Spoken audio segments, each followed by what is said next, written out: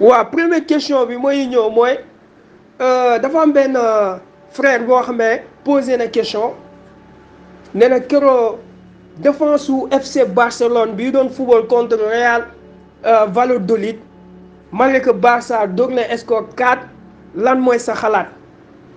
waa frère c'est vrai que question bi nga posé question bu intéressant la te loolu damay permettre sama commencer parler fight bu ma gisoon ci Barça bu muy football contre Real Valladolid. chantier bi Xavi war a gën a liggéey mooy défense am boo leen xoolee keroog défense bu mu teg mooy 4 défenseurs yi mu teg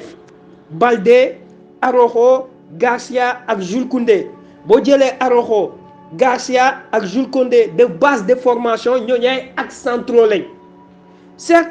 essayé na Jules Koundé côté droit mais da ngay gis que défensivement Jules Koundé li muy apporter mënu koo apporter offensivement moo tax keroog Rafinha même s'il était bien sur le plan offensif et dans le jeu mais il n'avait pas ce joueur qui lui permettent d'avoir cet espace pour utiliser l'espace en créant beaucoup de créativité parce que Jules Koundé encore maanaam ci wàllu formation boo bëggee xam dëgg-dëgg lu mu mën mooy nga def ko axe central te place bi Jules Koundé football Xavi utilisé woon na fa Araujo mais ça marchait pas c'est-à-dire que sur le plan défensif ñoom dañuy apporter mais offensivement duñu apporter moo tax Araujo ak Garcia ak Jules Koundé match boobu da ngay gis que 3 axes centraux la teg Balde na c'est un jeune boo xam ne mu ngi wane concurrence mu ngi apporter lui sûr parce que il a rassuré quand même à remplacer Jordi Alba kon mun naa wax daal défense bi Xavi xam na lan mooy chantier mooy il faut mu am latéral droite parce que l'entrée de Roberto ba mu ko dugalee ba génne Araujo da ngay gis que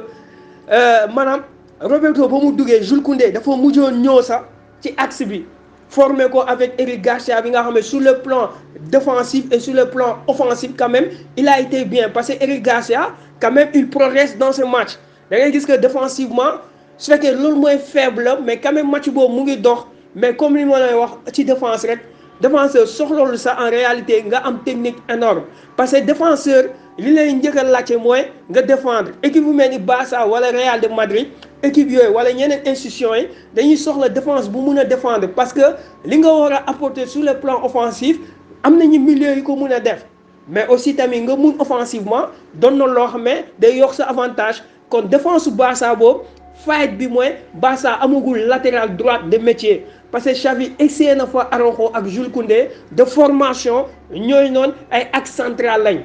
kon donc lu ma mun a tenir ci question boobu mooy frère que la défense de Barça c'est un chantier à refaire te loolu rek mooy point faible mais sur le plan du milieu de terrain il a bien joué gis nga aussi Lewandowski ak Pedri cette connexion tactique cette combinaison ça a été bien passé malgré que Gavi dans le milieu de terrain je le sens pas encore à 200% mais quand même je préfère que Busquets Pedri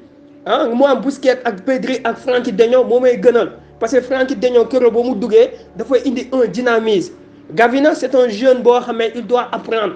et Xavi xam na lool te l'entrée de Ansu Fati aussi ça a été bien mais Xavi lu tax insisté wu ci Ansu Fati dès le départ man xam naa lu tax parce que Xavi ci conférence dafa ne Ansu Fati il n'est pas encore à 100% c'est un joueur boo xam ne dafa yor blessure bi ba léegi te bëggul am rupture ci carrière am moo tax day naxanteeg Ansu Fati moo tax des fois da koy titulaire des fois mu koy dugal en cours du jeu mais d'une manière collective Barça a fait un bon match mais le point faible de FC Barcelone reste quand même la défense surtout le côté droit de FC Barcelone.